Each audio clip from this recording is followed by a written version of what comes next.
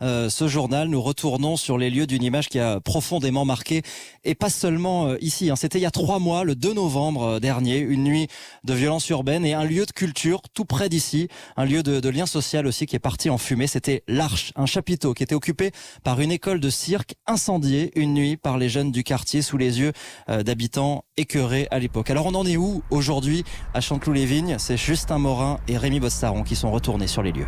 Sur place, tout a été nettoyé. Il reste le cabanon en bois de la compagnie de cirque, juste devant la dalle en béton, avec au milieu une grande flaque d'eau. La directrice de l'association, Neuza Tomasi, ne veut plus penser à ce qu'il s'est passé ici. Non, ça m'intéresse plus du tout, ni de regarder par là.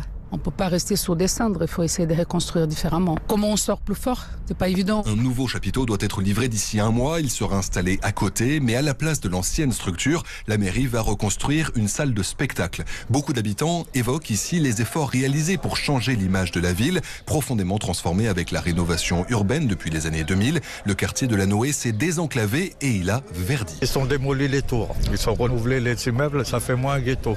C'est plus joli. Il y a moins de dégradation, il y a moins de bagarres entre bandes.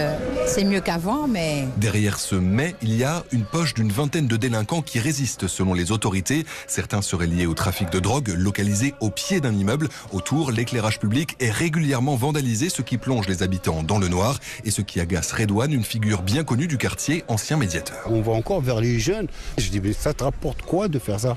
Tu nous mets plus dans la merde, dans la peur. Tu laisses plus les personnes âgées sortir. Les gamins, tu les laisses plus jouer au ballon comme ils jouaient avant sur le marché couvert. On n'a pas assez de personnes pour s'occuper des jeunes qui foutent rien. Et ça peut pas marcher comme ça. Ce problème fait d'ailleurs partie des priorités des 2 listes municipales officiellement déclarées. Voilà, Rémi Bostaron avec Justin Morin.